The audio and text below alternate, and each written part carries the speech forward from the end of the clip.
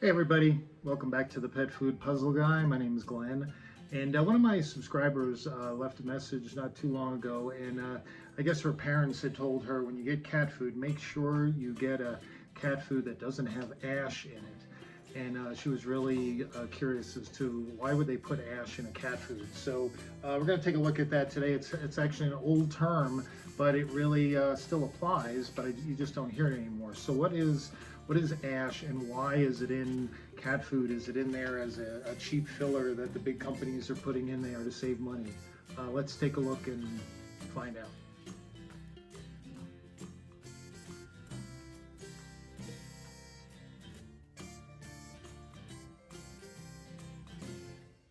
Okay, so what is this whole discussion about ash?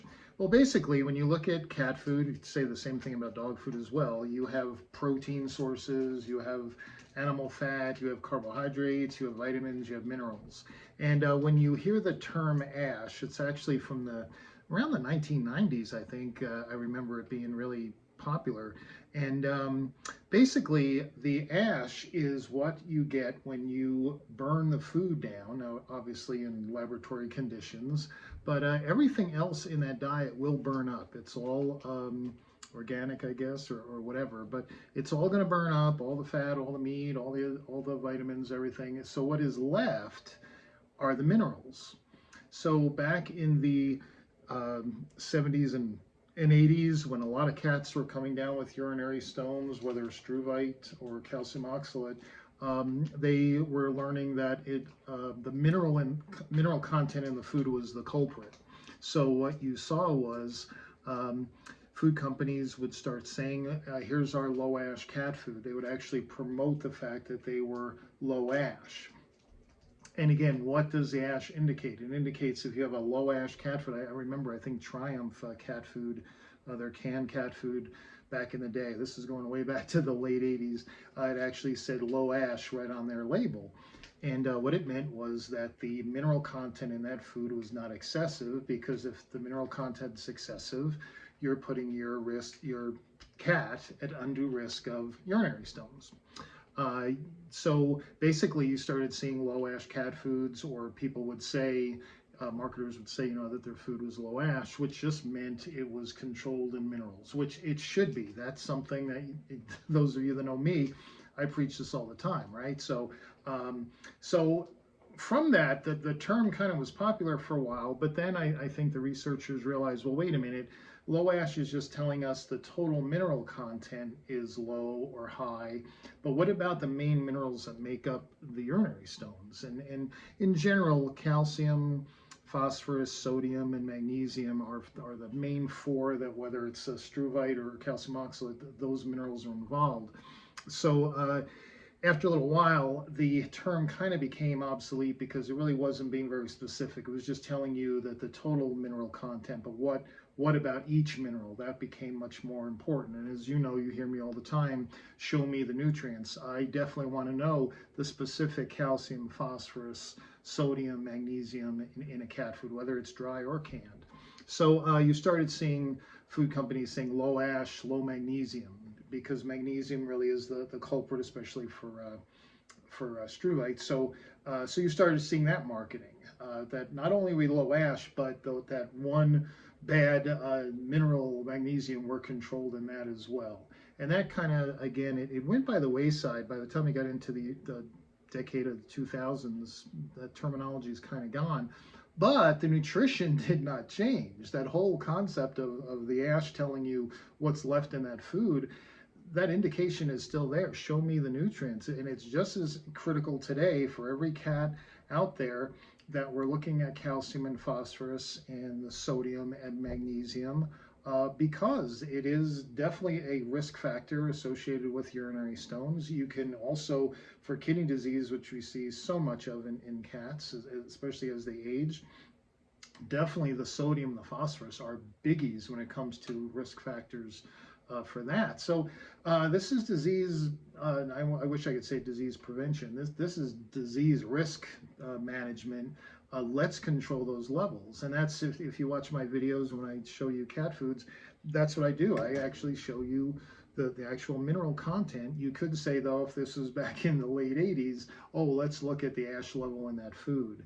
That's basically what it's talking about. So to make this video, I got kind of lazy and I thought I'll just go back and look at some of the cat foods that we've evaluated before, just to see what is their mineral content, to put in context of this video. So let's take a look at the mineral content of some popular brands. I just went through my videos and pulled some, and I think it's about 6 of them we're going to look at. So let's look at the first 3 because they're from Purina, and let's see what we think. These are all 3 are dry foods. And so dry, canned, it doesn't matter. For this exercise, is just comparing the mineral contents to say, hey, this one would be the best one to be feeding, especially if you're concerned about urinary stones or your cat has had any crystalluria detected or anything like that. You definitely need to be aware of mineral content. So, so let's go ahead and take a look. Now, I always go with the chicken version of any brand just to try to keep it apples to apples. Sometimes it can't be perfect, but you know, I don't want to get into exotic ingredient versus standard chicken ingredients. So these are all chicken-based foods. So one is Friskies, the other is Purina Cat Chow. This is their complete one, just the regular cat chow, and then the Purina One urinary care. And again, I've showed these numbers before, but I'll put these 3 up. And we're just looking at the ash level, okay? That's what, and I don't have all the minerals here, just the ones that really are important. And what do we see when we take a look at this? It's kind of blaring right away. The Purina One urinary care gives us a much lower calcium and much lower phosphorus level. So right there, I'm steered right to the way I think as far as nutrient control and dietary management. Right there, that's the winner for me. I don't have to look any further. But let's look a little further. If I look at the sodium, big difference from 179 milligrams in Friskies all the way down to only 60 in Purina One. Again, drastic difference there, especially if I have a cat that I'm worried about stones with. And then let's look at magnesium, that one culprit that definitely, like I said, back in the 80s and 90s, people would say low ash, but then it was like, yeah, but look at our magnesium level. Friskies is at 33 milligrams.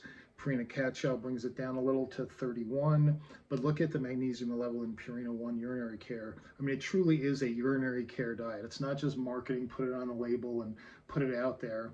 I'll put the cost per pound. Of course, nobody feeds a pound, but I wanted to just compare apples to apples. This is off Chewy. And Friskies and Cat Chow came in at $2 a pound. But Purina One urinary care comes in, or it's urinary health, urinary care, something like that. You'll see it's the blue bag with the big circle on it. It says urinary. And it comes in at $2.94 a pound. So yes, you're paying more, but when I look at the difference in those numbers there, man, I tell you, as a nutrient guy, almost $3 a pound versus $2 a pound.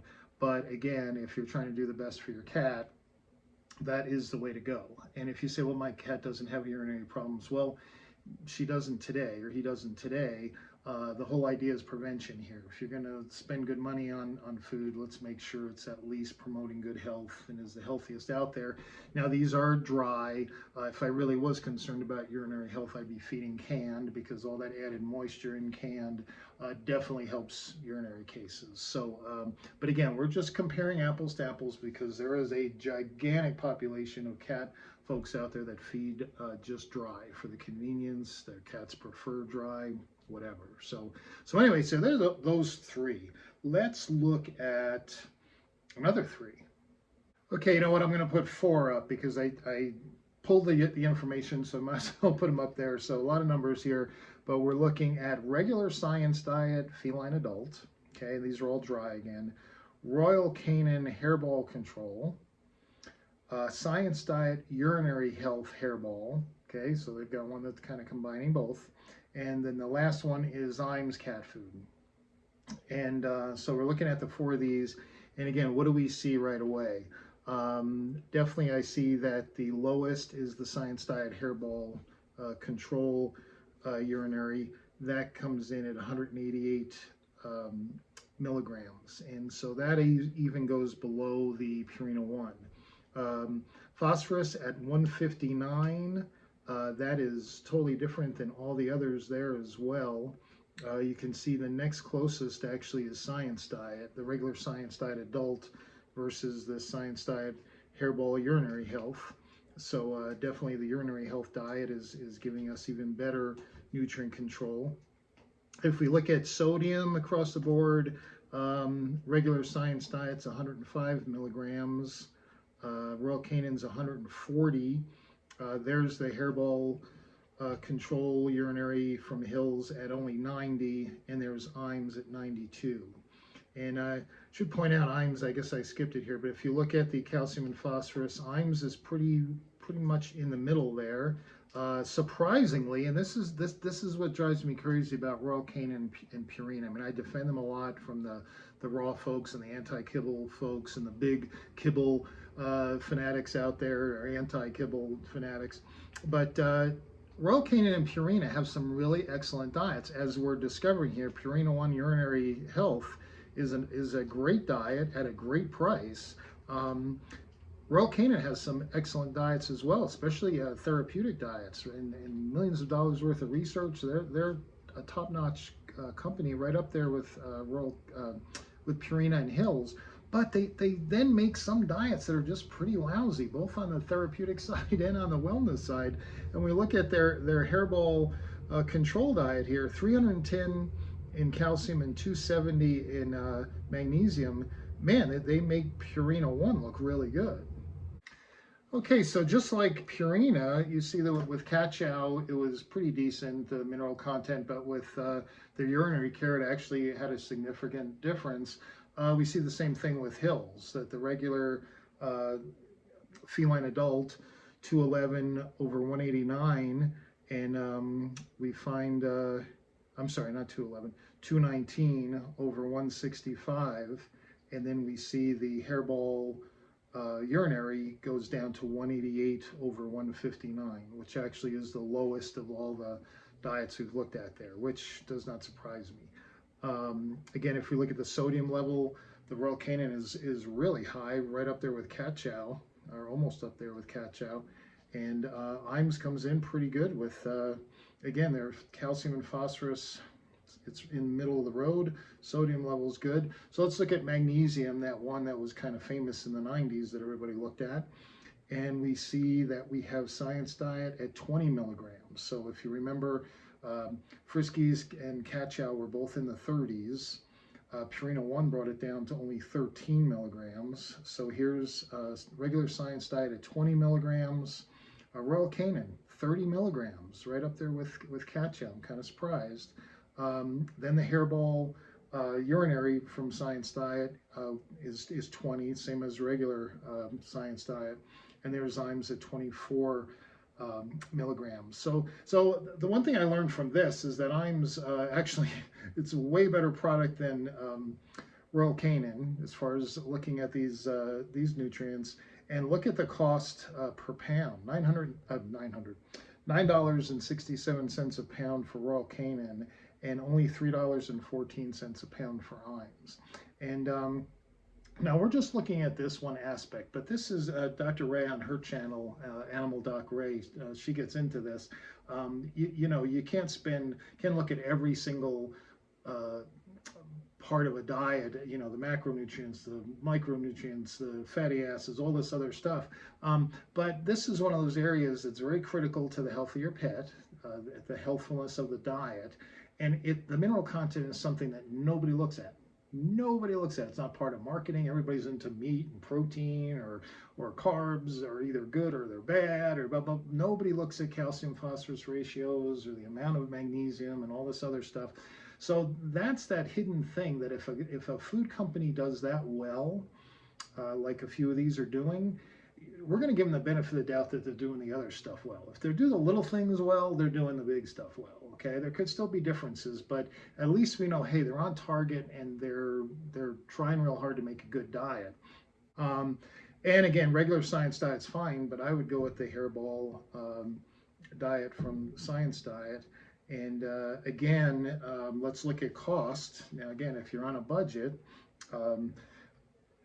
Maybe the science diet has better fatty acids, omega-3s, the anti-inflammatory, which would help with the urinary prone cat, things like that.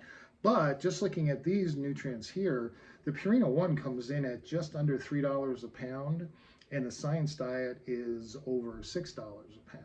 So again, if you're on a budget, Purina One right here, if you look at all these foods and you're on a budget, you almost can't beat it for getting a very urinary health diet for under $3 a pound. Now again, we're not looking at everything. Do I trust maybe Science Diet has better omega-3s and antioxidant stuff like that? Yeah, they could very well, but at least both those foods are starting out really good and worth looking at. The others are just getting higher that there's no reason to go that high. And the two things we learned from the minerals in a diet, especially in a cat food, one is it tells us the quality of the ingredients that the manufacturer is using. If they have low mineral content, they're using good quality ingredients, okay? They're spending the money with supplements to make sure all those levels are then evened out and not evened out, but at the levels they need to be because they all act on each other, okay? So that's why supplementation is so critical to get them all precise. And the other is, it's telling me, hey, this is a diet that is at least, I hope, reducing the risk of my cat ever coming down with urinary stones, or if she is going to be prone with kidney issues later on in life. All these years I've been feeding a nice, safe level of minerals, and I would add protein as well to that, but that's another story. And so that's the whole idea where ash comes from. So I hope that's helpful. You cat folks, minerals count. They really do. I know people are in all the fluff and the marketing and the fresh and the raw and all this other stuff, but these minerals tell a big story as to how healthy your cat's going to be a couple of years from now. All right, take care.